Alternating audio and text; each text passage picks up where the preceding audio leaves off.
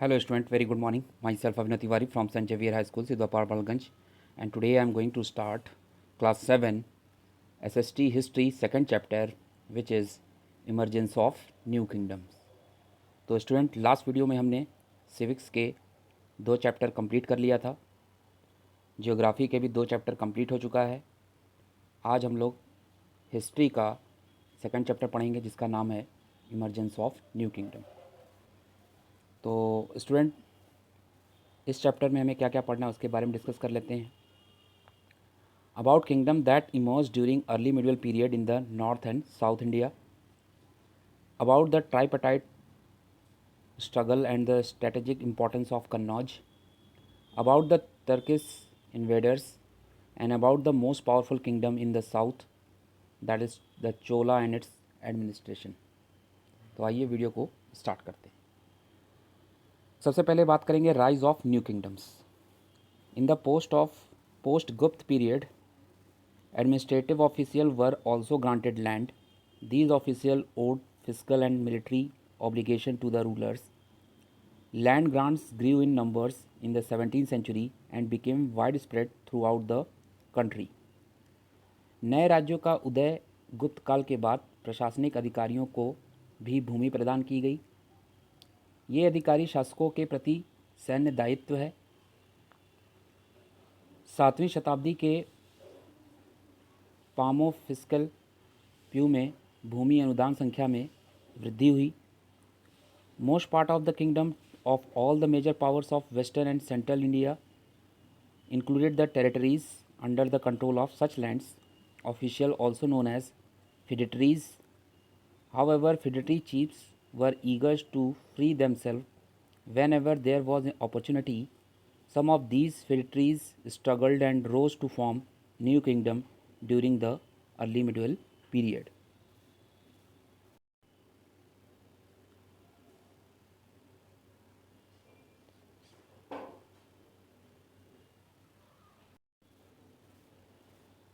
पश्चिमी और मध्य भारत की प्रमुख शक्तियों ने ऐसे भूमि अधिकारियों के नियंत्रण वाले क्षेत्रों को शामिल किया जिन्हें सामंतों के रूप में भी जाना जाता है। हालांकि जब भी मौका मिलता था, खुद को मुक्त करने के लिए उत्सुक सामंतवादी चीटियाँ, इनमें से कुछ नेताओं ने संघर्ष किया और शुरुआती दौर में नए राज्य बनाने के लिए उठ खड़े हुए। Medieval period, for example, the Palas were dominant in eastern India, whereas Gurjara Pratihara dominated western India and the upper Gangetic Valley.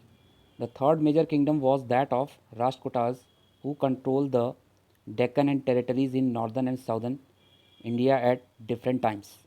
A number of Rajput kingdoms also emerged during this period, and among them too, Chamanas, Chauhans were the most prominent. In the south, Cholas surfaced as the most powerful kingdom and became known for a distinct administrative structure and agrarian expansion.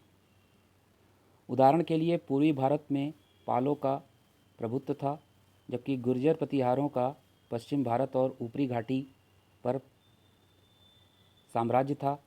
तीसरा प्रमुख राज्य राष्ट्रकूटों का था, जो अलग अलग समय पर दक्कन और उत्तरी दक्षिणी भारत के क्षेत्रों को नियंत्रित करते थे। इस अवधि के दौरान कई राजपूत राज्य भी उभरे और उनमें से चामना या चौहान सबसे प्रमुख थे। दक्षिण में चोल सबसे शक्तिशाली राज्य के रूप में सामने आए और एक विशिष्ट प्रशासनिक संरचना और कृषि विस्तार के लिए जाने गए। अब बात करेंगे द ट्राइपार्टाइट स्ट्रगल की। All the ruling dynasty of the early medieval period had their own areas of influence, but they often tried to control other areas for more wealth. One such lucrative area was Kannauj in the Ganges Valley, which led to tripartite struggle between the Palas, Gurjara Pratiharas, and Rashtrakutas. It is said that main cause of this struggle was desire to possess the city of Kannauj, which was then a symbol of sovereignty. This warfare was also for control over the fertile region of the Gangetic Valley. Another prime reason for their conflict was their desire to have control over the reaches beyond their own territories. This was possibly because the ruler needed huge amount of wealth to enhance their military prowess. They also tried to demonstrate their power and resources by building large temples.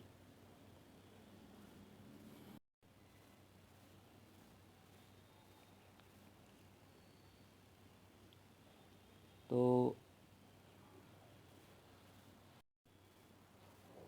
the Gurjara Pratihara, also known as the Pratiharas, used their military skills and power to carve out a kingdom in Western India. Gurjar Pratihara Gurjar, जिन्हें प्रतिहारों के रूप में जाना जाता है, ने अपने सैन्य कौशल और शक्ति का उपयोग पश्चिम भारत में एक राज्य बनाने के लिए किया. As ruler, the Pratihara came to prominence in the middle of the 8th century when their king Nagabhatta I defended Western India from the Arab incursion from Sindh to Rajasthan. He was able to leave his successor a powerful principality comprising Malwa and parts of Rajputana and Gujarat. The Pratihara dynasty expanded and flourished the most under the rule of Mihir Bhoj and his successor Mahendrapala. The territory of the kingdom expanded to Bengal in the east and to Punjab, Awadh, Malwa and Gujarat in the west.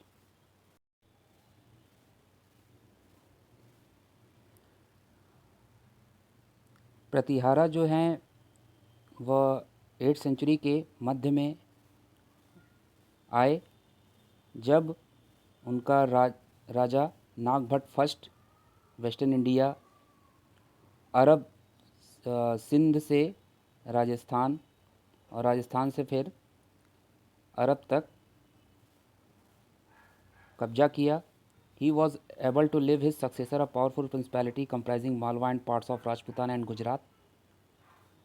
उन्होंने अपने संप्रभुता के बल पर मालवा और राजपुताना और गुजरात के हिस्सों पर कब्जा किया.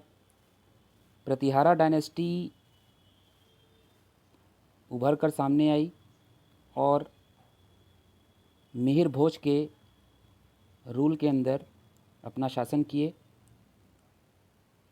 उसके बाद महेंद्रपाला उभर कर आए. उन्होंने टेरिटरी के साम्राज्य को बढ़ाया और ईस्ट में बंगाल तक, पंजाब, अवध, मालवा और गुजरात वेस्ट तक अपना साम्राज्य फैलाया. अब बात करेंगे द पलास की. Another important kingdom of the period was that of the Palas. Pala kingdom was founded by Gopala in 750 CE. It is believed that he was elected as the king by the nobles to end the regional anarchy. It seems that he consolidated his authority over almost the whole of Bengal and parts of Bihar. Gopala was an ardent Buddhist and had built the monastery at Udantapuri in Bihar. His successor Dharmapala expanded the kingdom and was able to control Kannauj for some time. Devpala, one of the most powerful Pala rulers, led raids in the north, Deccan and southern part of India peninsula. As Buddhist, he founded the famous Mahavira of Vikramshila near Bhagalpur. He also patronized Haribhadra, a great Buddhist author. Rampala, the last important ruler, extended control till Pragyotishpura, Assam, parts of Odisha and parts of modern Nepal. पाल इस काल का एक महत्वपूर्ण राज्य पालों का था.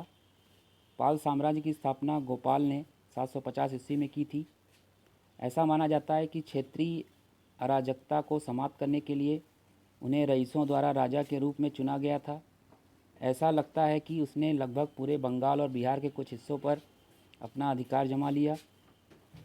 गोपाल एक उत्साही बौद्ध थे और उन्होंने बिहार के मठ का निर्माण भी किया.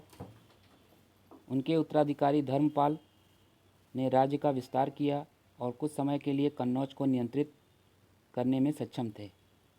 देवपाल सबसे शक्तिशाली पाल शासकों में से एक थे. उन्होंने भारतीय प्रायद्वीप के उत्तर, दक्कन और दक्षिणी हिस्सों में छापे मारे। एक बौद्ध के रूप में उन्होंने भागलपुर के पास विक्रमशिला के प्रसिद्ध महाविहार की स्थापना की। उन्होंने हरिभद्र, एक महान बौद्ध लेखक रामपाल और अंतिम महत्वपूर्ण शासक के रूप में प्रागियोतिपुरा, जो कि असम और उड़ीसा के कुछ हिस्से और मॉडर्न नेपाल के कुछ हिस्सों पर अपना साम्राज्य स्थापित किया। अब बात करेंगे द राष्ट्रकूटास की। The Rashtrakutas in the Deccan were feudatories of the Chalukyas of Karnataka. However, Danti Durga overthrew the Chalukyan kings Kirtivarman in Deccan and founded the Rashtrakuta kingdom. The Rashtrakuta territory reached its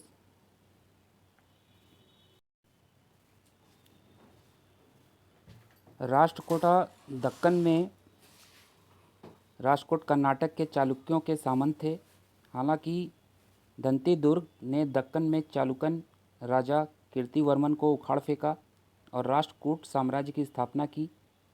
Rashtrakuta क्षेत्र अपने चरम पर पहुंच गया। Under their able ruler Amogh Varsha, he set up a new capital at Manyakheta or Malkhed. During his reign, Broj became the best port in the region. The Rashtrakuta territories spread from Malwa in the west to Kanchi in the southeast. The ruler of this dynasty were great patrons of art and architectures. This is evident by the beautiful temples built by the ruler at Ellora and Elephanta caves. Krishna first built the Kailash temple at Ellora.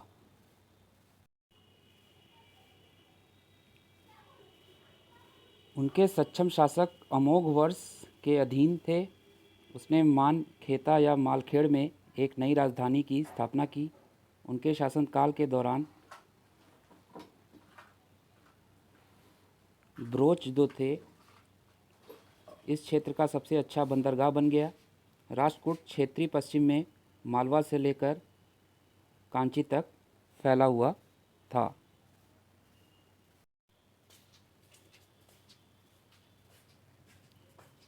इस राजवंश के शासक कला और वास्तुकला के महान संरक्षक थे। यह एलोरा और एलिफेंटा गुफाओं में शासकों द्वारा बनाए गए सुंदर मंदिरों से स्पष्ट होता है। कृष्ण प्रथम ने एलोरा में कैलाश मंदिर का निर्माण किया। बढ़ेंगे नेक्स्ट पेज पे। The Turkish invasion. After the fall of Gurjara Pratiharas empire, there arose small independent powers like the Gahadavalas in Kannauj, Paramaras in Malwa, Chalukyas in Gujarat, Chauhan in Ajmer, Tomar in Delhi and Chandelas in Bundelkhand. Their conflict with each other helped the Turkish invaders to capture the territory of Punjab and Delhi. तुर्की आक्रमण भी गुर्जारा प्रतिहारा साम्राज्य के पतन के बाद कन्नौज में गढ़वाल, मालवा में परमार, गुजरात में चालुक्य, अजमेर में चौहान, दिल्ली में तोमर और चंदेल जैसे छोटी स्वतंत्र शक्तियां पैदा हुईं। एक दूसरे के साथ उनके संघर्ष ने तुर्की आक्रमणकारियों को पंजाब और दिल्ली के क्षेत्रों पर कब्जा करने में मदद की। अब बात करेंगे महमूद गजनी की। One of the most prominent Turkish rulers who invaded the Indian subcontinent was Mahmud Ghazni. He mounted 17 plundering expedition between 1000 to 1027 CE into North India, annexing Punjab. Mahmud Ghazni came to India with objective of looting wealth. Therefore, most of his raids were concentrated around important temple cities like Thaneshwar, Mathura, Kannauj and Somnath, which had immense wealth. He used this wealth to create a splendid city at Ghazni in 1025. He attacked, looted and demolished the most celebrated Hindu temples of Somnath near the coast in Gujarat. Mahmud Ghazni भारतीय उपमहाद्वीप पर आक्रमण करने वाले सबसे प्रमुख तुर्की शासकों में से एक महमूद गजनी था। उन्होंने 1000 से 1027 सीई के बीच उत्तर भारत में पंजाब पर कब्जा करने के लिए 17 लूट अभियान चलाया। महमूद गजनी धन लूटने के उद्देश्य से भारत पर आया था, इसलिए उनके अधिकांश छापे महत्वपूर्ण मंदिरों, शहरों जैसे थानेश्वर, मथुरा, कन्नौज और सोमनाथ के आसपास केंद्रित थे, जिनके पास अपार संपत्ति थी। उन्होंने इस धन का उपयोग गजनी में एक शानदार शहर बनाने के लिए किया गया। 1025 में उसने सोमनाथ के सबसे प्रसिद्ध हिंदू मंदिर पर हमला किया, लूटपाट की और उसे ध्वस्त कर दिया। बढ़ेंगे अब मोहम्मद घोरी पे। Muhammad Ghori invaded India with an aim of conquering the northern part of India and expanding his kingdom beyond Afghanistan. Unlike Mahmud of Ghazni, his intention was not to get gold but to establish an empire. He fought against the Chamanaz Rajput rulers Prithviraj Chauhan.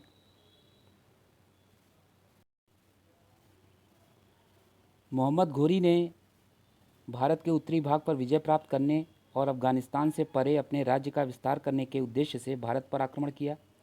Ghazni के महमूद के विपरीत उसका इरादा सोना पाने का नहीं था, बल्कि एक साम्राज्य स्थापित करने का था। उन्होंने चामना राजपूत शासक पृथ्वीराज चौहान थर्ड चामनांद वंश के अंतिम और महानतम शासक थे। उनकी महान सैन्य उपलब्धियों का वर्णन पृथ्वीराज रासों में किया गया, जिसे उनके दरबारी कवि चंद ने लिखा था। बरदाई पृथ्वीराज ने महोबा लाकर चामनानों की शक्ति बढ़ाई। Bundelkhand and Gujarat under his control, he valiantly resisted the attacks of Muhammad Ghori in the two battles of Tarain in 1191 and 1192. He is believed to have been defeated at the second battle of Tarain. Bundelkhand और गुजरात नियंत्रण में था। उन्होंने 1191 और 1192 में तराइन की दो लड़ाइयों में मोहम्मद गोरी के हमलों का बहादुरी से विरोध किया। माना जाता है कि वह तराइन की दूसरी लड़ाई में हार गए थे। अब बात करेंगे द चोलाज की। The Chola dynasty was one of the most powerful dynasty in south India. It ruled over Tamil Nadu and parts of Karnataka. Tanjore was its capital city. The Chola disappeared only to resurface in 850 CE when Vijayalaya captured Tanjore and made his capital. However, during the rule of Raja I and his son Rajendra I, the Cholas entered their most glorious phase. They expanded the kingdom beyond South India to Sri Lanka, Java and Sumatra. By his ability, prowess and military skills, Raja I defeated the Cheras and seized Madurai. He invaded Sri Lanka and annexed its northern parts, which became a Chola province, and named its Mummadi Chola Mandalam. Raja I then the Chola वंश दक्षिण भारत के सबसे शक्तिशाली राजवंशों में से एक था। इसने तमिलनाडु और कर्नाटका के कुछ हिस्सों पर शासन किया। तंजौर इसकी राजधानी थी। चोल केवल 850 सीई में फिर से उभरने के लिए गायब हो गए, जब विजयालय ने तंजौर पर कब्जा कर लिया और इसे अपनी राजधानी बना लिया। हालांकि राजा प्रथम और उनके पुत्र राजेंद्र प्रथम के शासन के दौरान चोलों ने अपने सबसे शानदार चरण में प्रवेश किया। उन्होंने दक्षिण भारत में परे श्रीलंका, जावा और सुमात्रा तक राज्य का विस्तार किया और अपनी क्षमता, कौशल और सैन्य कौशल से राजा प्रथम ने चेरों को हराया और मदुरई पर कब्जा कर लिया। उसने श्रीलंका पर आक्रमण किया और उसके उत्तरी भाग पर कब्जा कर लिया, जो एक चोल प्रांत बन गया। इसका नाम मुम्मदी एसई के मधुमक्खी रखा। तो स्टूडेंट, आज के लिए बस इतना ही। मिलते हैं नेक्स्ट वीडियो में इसी चैप्टर के बाकी बचे हुए पैराग्राफ्स के साथ। तब तक के लिए Goodbye and take care.